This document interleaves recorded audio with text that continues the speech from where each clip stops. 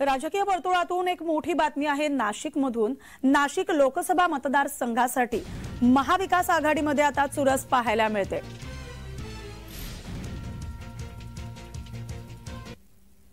शिवबाठा गटाकडून आणि राशपकडूनही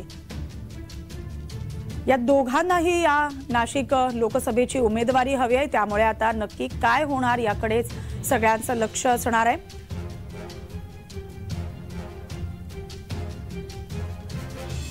या सगळ्याचा आढावा घेतलेला आहे आमचे प्रतिनिधी किरण घोटूर यांनी। पाहूया।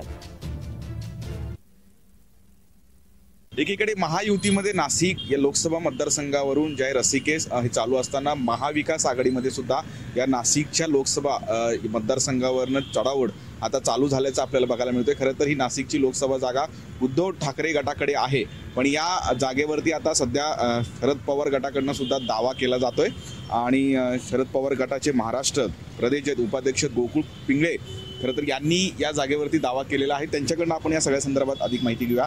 खरं तर शिवसेनेचे खासदार नाशिकमध्ये आहेत, आता ते एकनाथ शिंदे गटात आहेत, त्यांच्याकडे ही जागा असताना आपण दावा करताय। नाही, यात असं आहे की गेले 3 वेळेस ह्या लोकसभेमध्ये राष्ट्रवादी काँग्रेस पक्षाने इथे विजयी झालेली आहे।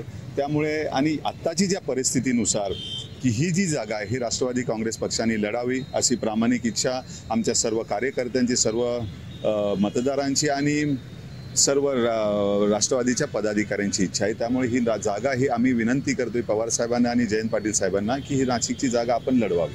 मागच्या काही दिवसांपासून आपण बघितलं तर नाशिक या लोकसभा मतदारसंघावरती वेगवेगळ्या संघटना असतील, अगदी आध्यात्मिक संघटनांकडून सुद्धा दावा करण्यात आलेला आहे। महायुतीमध्ये सुद्धा या जागेसंदर्भात आता रस्तिकेस हे चालू झाल्याचं आपल्याला बघायला मिळतंय आणि महाविकास आघाडीमध्ये सुद्धा 2 या गटाकडून या जागेवरती हे दावा करण्यात आलेला आहे। आता नेमकं हे नाशिकचं लोकसभा मतदारसंघ कुठल्या पक्षाला सुटतो हे पाहणं महत्त्वाचं असेल। किरण घोटूर, जय महाराष्ट्र न्यूज, नाशिक।